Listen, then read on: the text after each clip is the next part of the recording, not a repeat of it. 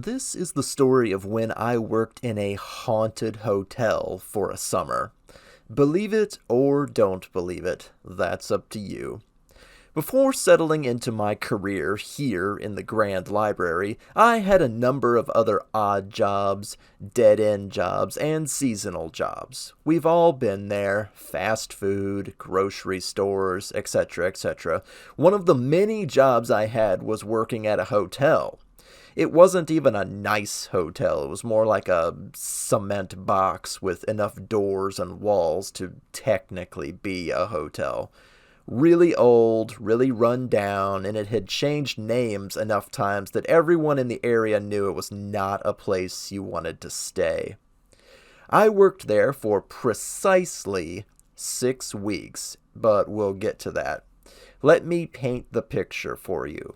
The hotel had 72 rooms, 2 conference rooms, 2 floors, and a wild array of problems that just come from having a building that old. Let me put it this way.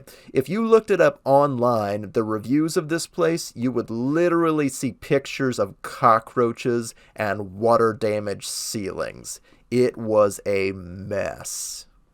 Anyway, I was the owl behind the front desk. I answered the phone, checked people in and out, and kept the lobby clean. Well, as clean as I could anyway, with peeling walls and yellow linoleum floors. Given that this was the cheapest, rattiest hotel in town, I had a lot of time to sit in complete silence to just sit and read. If there wasn't a big event going on in town, we'd be lucky to have a single person staying there at any given time. The hotel's greatest asset was that it was the cheapest in town, but you get what you pay for. Yeah, the pay was terrible. I got no benefits or discounts or anything, and I was just sort of a warm body that was there to make sure the place wasn't abandoned during the odd hours of the night. Now on to the staff. It was a family-owned place. The owners were an elderly husband and wife just on the cusp of retirement. They lived in one of the conference rooms, so it was never available to the public, and the 2 maintenance people, also a couple, lived on site as well. Nothing fancy, more of a convenience for everyone involved. Anyway, I was hired on, given a little notebook in case anyone called or wanted to leave messages, and basically left to my own devices. For a few weeks, it was okay. I got more reading done than you can possibly imagine, and it was a really low-stress job. I was handwriting stories, doing artwork, and just keeping myself busy, so long as I was at the front desk and picking up the phone when it rang or when people came in. Everyone was happy. Now the weird stuff starts. Brace yourself for crazy, because I got sideswiped by this and I wasn't ready. Turns out the wife of the maintenance guy had pegged herself as a sort of prophet of God. As in, she thought God was speaking to her with words and was writing down everything he had to say.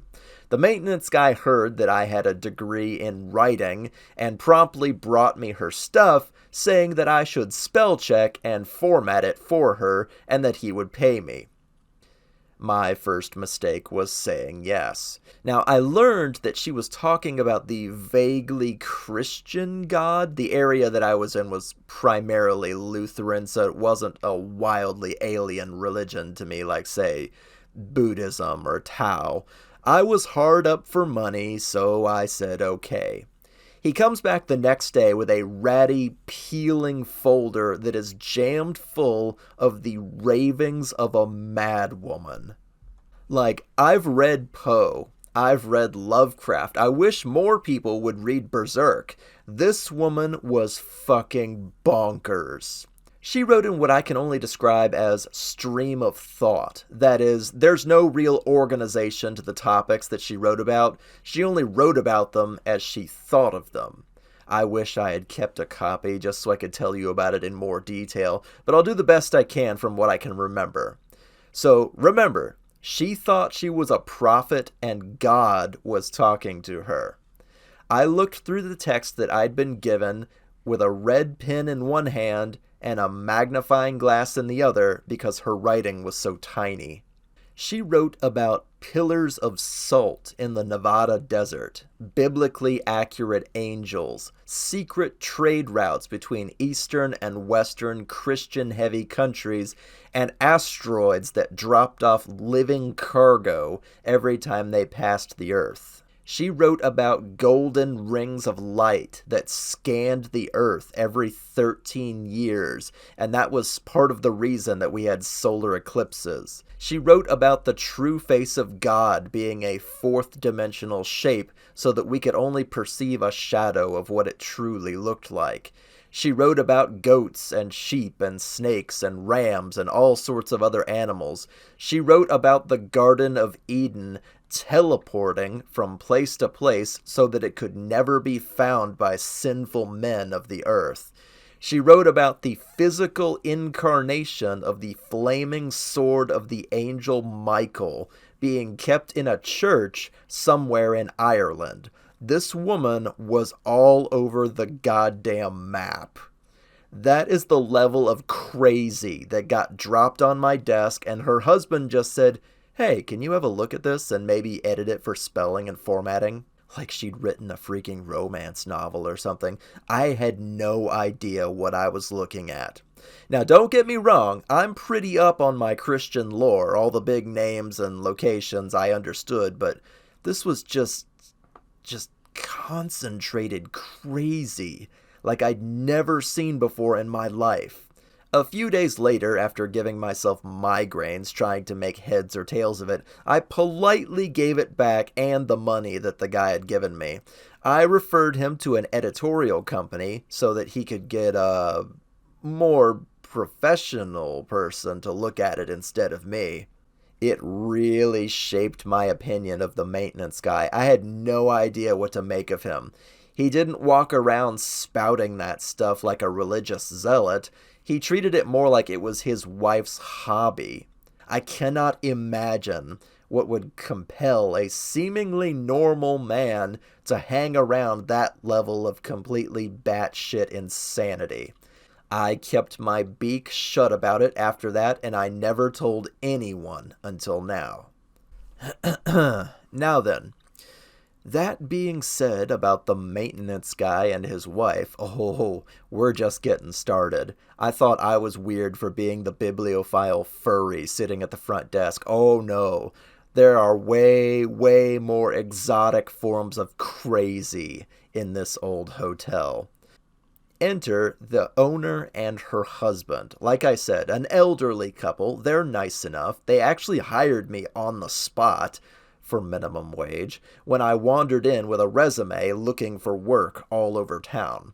They just insisted that I be well preened and know my way around the janitor's closet during downtime. Little did I know that the janitor's closet doubled as the breakfast kitchen. Oh yes, that's how gross this place was. To your left is the mini fridge where they kept bananas, jugs of milk, and pancake mix, and to the right was all the chemicals, the mop sink, and surface disinfectants.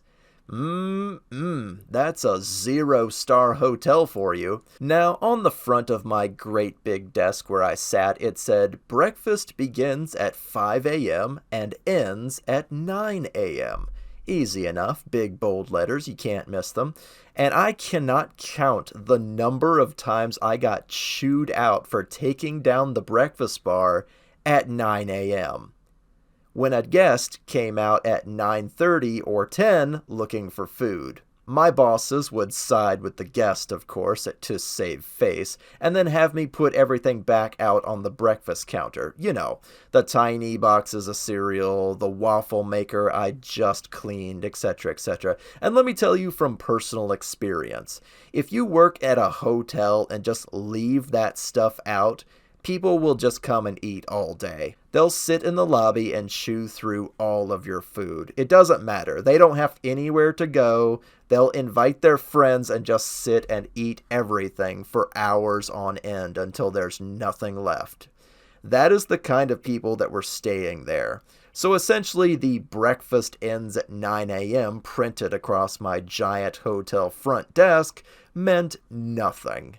Now, don't get me wrong, that's a minor annoyance, I suppose, but later came something a little more sinister. Now, I told you that this place had 2 floors, and the owner, mostly a nice lady, tells me after I've worked there for a couple of weeks, "Okay, here is your flashlight. We want you to start checking the upper halls once an hour at night." I'm sorry? Checking them for what? Homeless people. Homeless people? Yeah, apparently they'd gotten a couple of people wandering in through the side doors in the past 35 years or so, but that 2 or 3 people was enough for them to just start checking around now and then. Why the doors aren't securely locked on the outside, the hotel is that bad, that's why. And what do I do if I find a homeless person hanging around upstairs? Call the police, of course. Now, you're assuming that this person isn't hyped up on drugs or wielding a knife or a gun or something. You don't have security cameras where I can just sort of peek or... No, the flashlight is enough. Just don't mind the footsteps in the South Hall. Those have always been there. The footsteps? Yeah, we could never track down where they were coming from. Just don't mind them. They're harmless. What the Are you telling me this place is haunted? I never got a straight answer. So there I am at 10 p.m. at night. I've been working at this hotel for less than a month and they decide to drop that bomb on me. Crazy talking to God lady wasn't enough. Now I have freaking poltergeists running the halls and I have to go see every hour or so. Great, great. This was especially bad because, as you remember, the hotel was often empty because of how ratty and old it was. We'd have like 1 guest if there wasn't some big event in town. That left 71 empty rooms, or supposedly empty rooms. I would always know where the 1 guest was since I was the one checking people in and be careful not to make any noise to wake them, but I had to traipse back and forth those halls once an hour from then on. Now, I ain't afraid of no ghost. I've never had a personal encounter with one. I've never seen one. I've never encountered anything incredibly, visually supernatural. But then I heard them. 10:30 at night, the 2nd floor of this ratty hotel. I'm by myself with a gigantic industrial-grade flashlight. There are no guests. The owners and the maintenance couple have already retired for the night, and I heard it. Footsteps in the hall. I used my keys, I turned the lights on, there's no one there. I go to all the pipeline spots, all the sprinkler systems, thinking, oh, it's just the building settling. This is the sound old buildings make. But when the walls are painted cement and the floor is cracked linoleum, there's not a lot of room for banging or clanking. This is a giant, solid object. It wasn't even like it was a woman in heels or anything. It was just someone walking down the hall. I stood there for a long time staring at nothing. I felt more like a deer in headlights than an owl with a flashlight, let me tell you. Where was it coming from? I used my keys to check a bunch of rooms, turned on more lights, even got on a ladder, and looked for rats in the drop ceiling. Big mistake, it was all spiderwebs, but nothing. It would stop, go for a while, then end.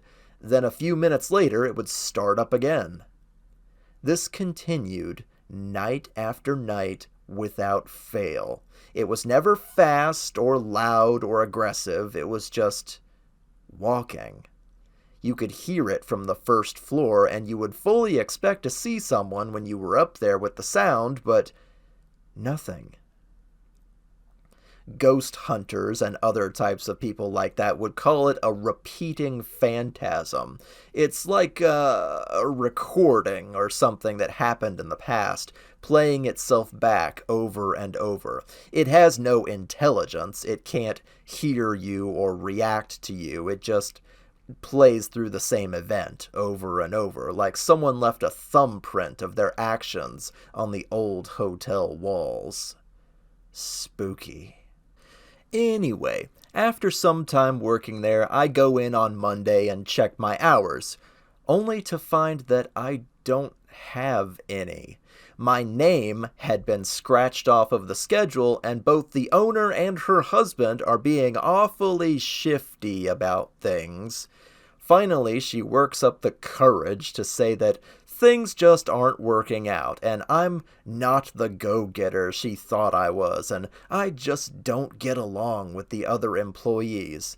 Lady, there are no other employees, first of all. And what go-getting are you talking about? We have no guests, and I followed all of my stuff to the letter. Oh, the list goes on and on. Her husband sort of swept me out from behind the desk and said he'd cut me a check for my remaining pay. They gave me all my paperwork, gave me a paper check, and told me to leave. I was suddenly jobless. Now, I didn't find out until much later, but here's what really happened. The same day that I'd been fired, the owner's daughter showed up, fresh out of detox. Yes, that kind of detox. And she wanted work. They threw me right out on my tail feathers, gave her all of my hours, and never spoke to me again. Well, fuck you too, the whole lot of you. The silver lining to this was that within the next year, the hotel was shut down and refurbished by a new set of owners. I saw construction guys, new paint, remodelers, the whole thing. Since then, the hotel has changed its name 3 or 4 times, changed hands 3 or 4 times, and I have no idea what became of the elderly couple and their druggy daughter, much less the prophet and her husband. What a bizarre microcosm of strange people. I imagine the owners retired and that's all there is to it, but I fantasize that they ran out of money and had to sell the place. Serves them right for their shady bullshit, you know? Anyway, that was my time working in a hotel. Haunted or not, the sheer number of characters that were there filled that 6 weeks with a serious amount of crazy that just makes for a good story. See you later.